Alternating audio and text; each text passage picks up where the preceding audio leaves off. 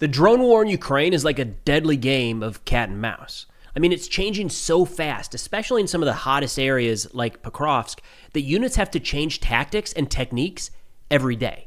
They're adjusting frequencies based on what's working, warheads based on targets, and flight paths based on enemy activity.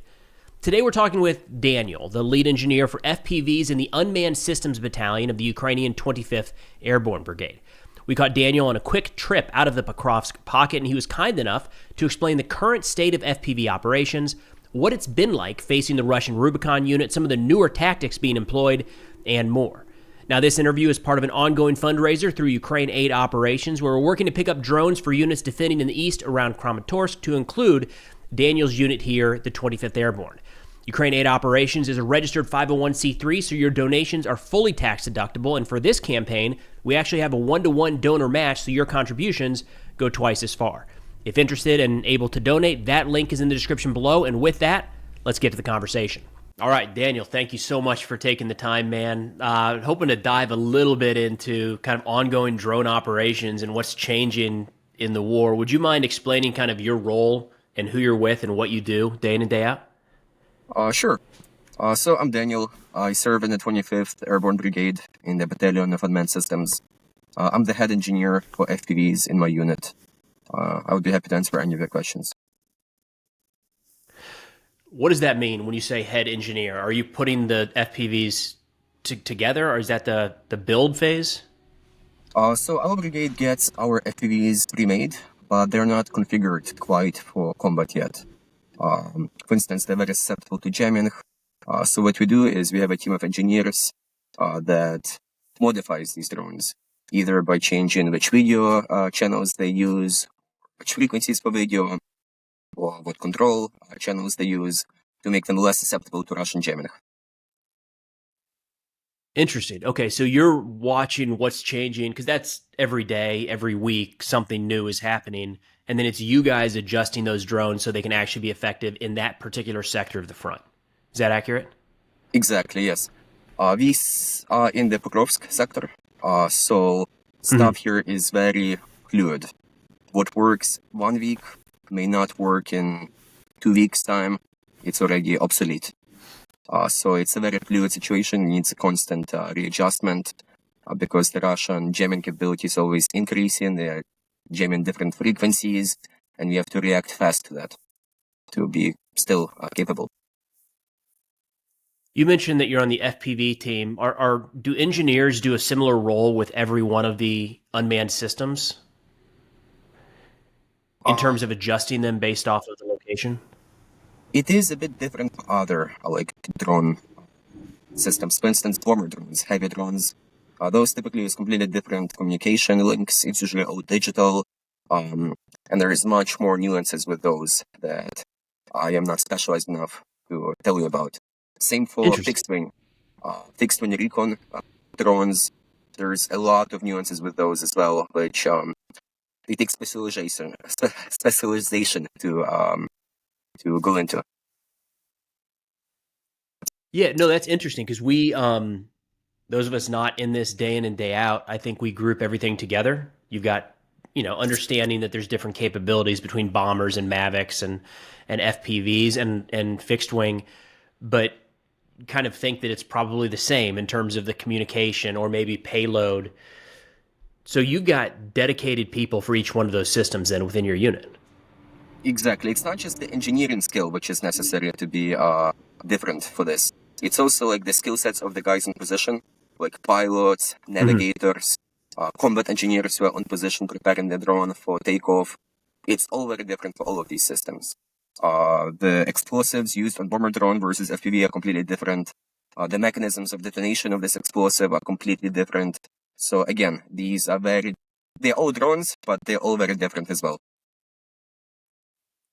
I'd be interested to learn a little bit about the method of detonation and then the warhead type you guys use, because it seems like a lot of the first FPVs we saw just had an RPG warhead with an impact fuse.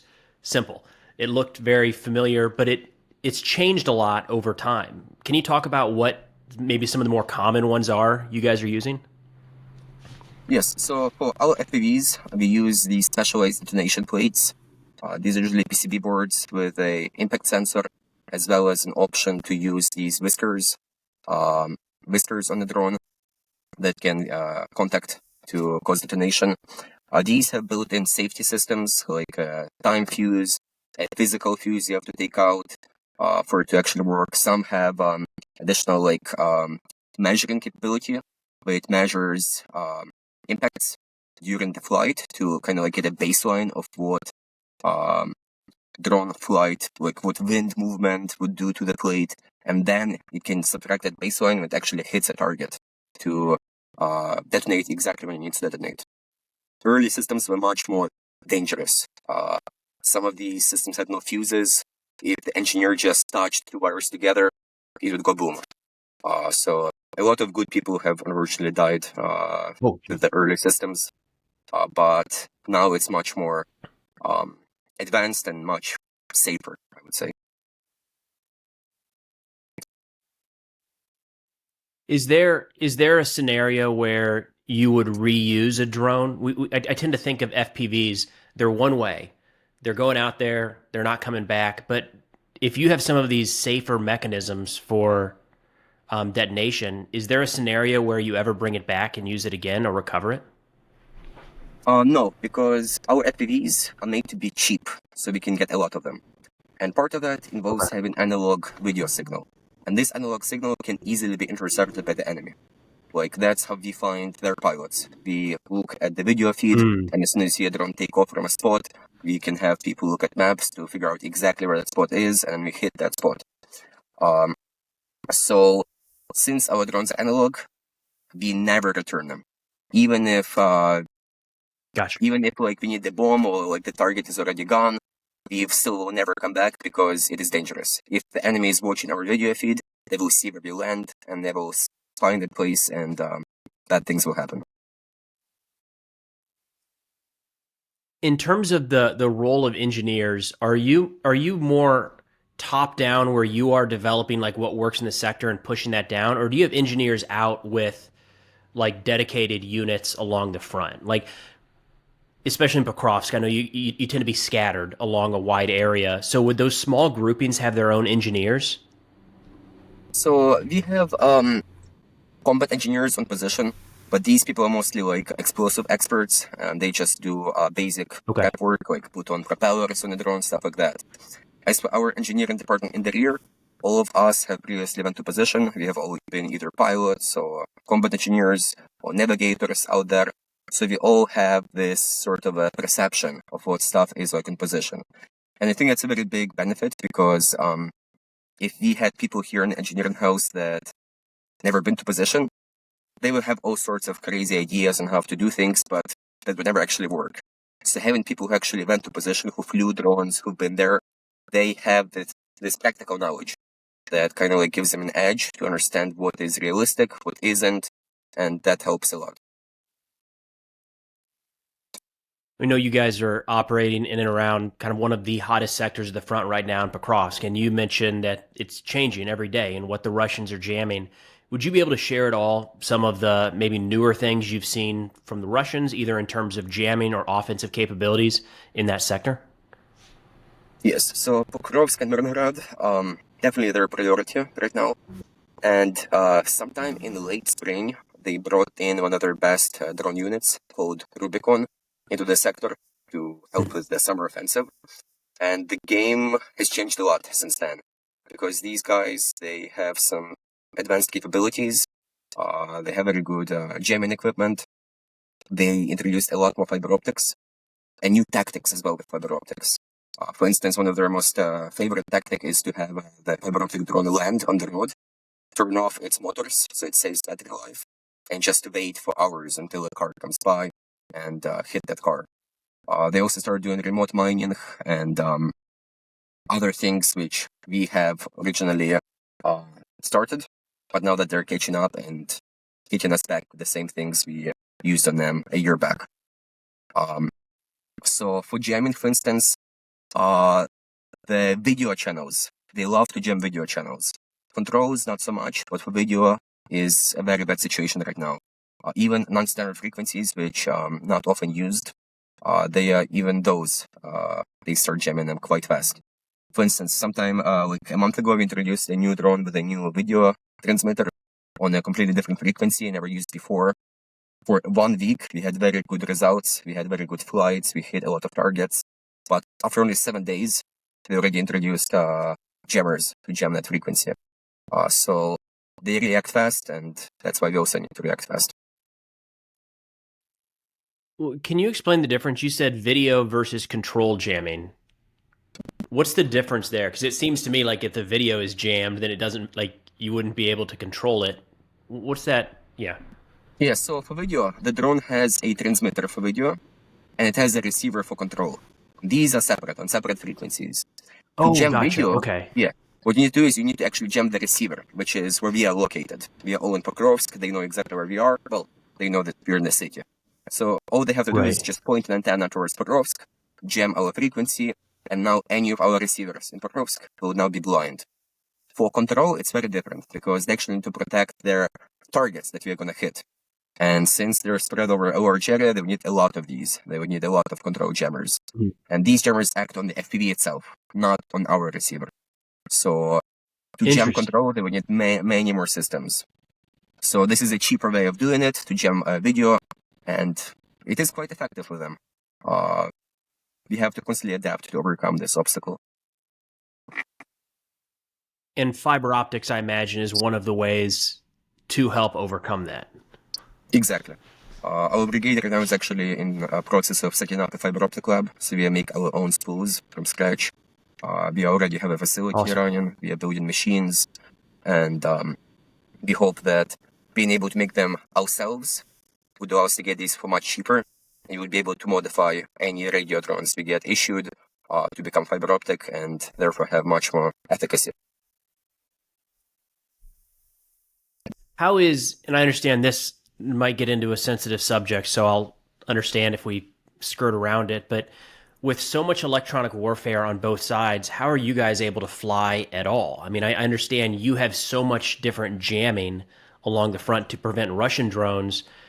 Can you talk at all about like how you are able to actually put your own drones through that to strike targets? Yeah, so logistic in Pokrovsk is quite difficult. Like, getting drones to our place is difficult, and then to overcome this wall of interference is another obstacle. In fact, a lot of drone losses often happen because of friendly units nearby who either didn't turn the jammer off, or yeah, that happens. It's not as often, but still, you would prefer it never happened at all. So that sometimes is unfortunate.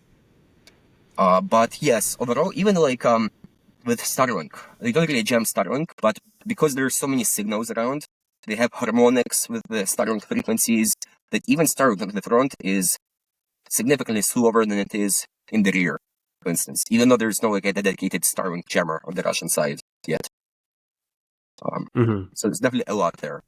Even often people to position take these little drone detectors, which beep when they scan a frequency and they see a common drone control channel. When they see that signal, they beep to notify the people that there's some drone around.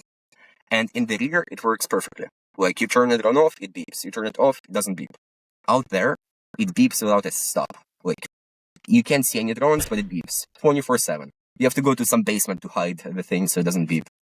So in that aspect, there's a lot of signals around, and it's difficult sometimes to get through to your drone with all of this jamming. So those drone detectors are useless in certain areas when there's just that much activity? Partly, but a lot of these drone detectors also have this additional feature where you can actually intercept the video of the enemy drone. And that is actually a useful thing, because if you can look at the video, you can see like, oh, hey, this drone is actually flying towards my tree line. I should go hide. And that actually helps people a lot. Of course, it doesn't intercept any fiber optic drones, so its usefulness is capped at a certain level. You've talked a lot about you're intercepting the Russian video feed, and you know at times they're able to intercept yours. How does that change operations? Kind of recognizing that they are going to see this at some point. So we have to take a lot of precautions to make sure that they cannot get useful information out of these video intercepts. For instance, when we take off, usually the drone, the transmitter power is set to minimal so that the signal doesn't actually reach the enemy. Or you could fly low so that the radio horizon does not allow the enemy to see our drone and intercept this video. So we take plenty of precautions to make sure that this wouldn't compromise our position or anything valuable. But in addition, this interception is used to coordinate jamming efforts. So our jammers, if they were on 24/7, they would burn out within like a day or two, and they would be useless. They overheat and they need constantly cooling. So one of the tactics that this interception allows is you catch enemy video feed, you turn on the jammer, you point it to where the drone is, because you can actually look at the picture and see like where it's flying, and make it much more effective that way. So this interception is a very important aspect in this drone war. It's interesting because, I mean, at the same time, you have to assume, and as you did say, that Russia is doing that as well. So it's something you guys have to consider during your offensive strikes. Of course. Whenever we have pilots asking us what's the best way to like approach a target, we always recommend they fly low so that the enemy cannot intercept your video feed. He cannot have enough time to turn on the jammer, and that often helps get better results if the enemy cannot see you coming or does not have enough time to react to you coming. Does that mean that you guys are, when you have a sector that you're working in, are you changing your route that you're flying each time to get to a set target? Or once you find something that works, do you stick with it? So does that make sense?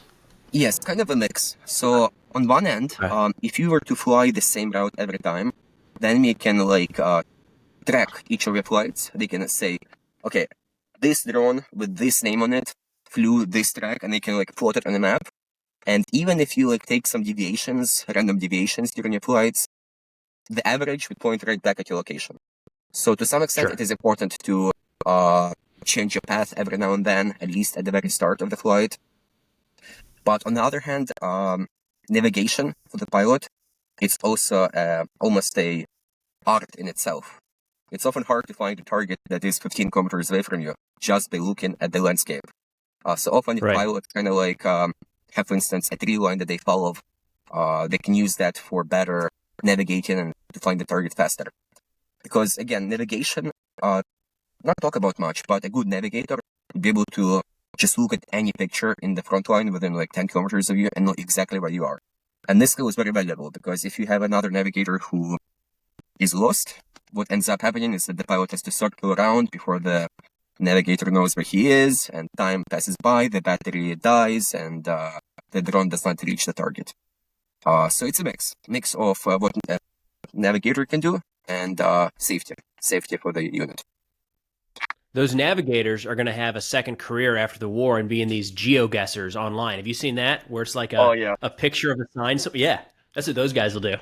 And think about this. When they jam video, often your video feed is just like constantly blinking. It's like a grayscale. There's always these analog like interference patterns. Sometimes it is literally that you have like literally 2 seconds to look at the picture before it disappears for like 10 seconds, and you have 2 seconds more to look at it.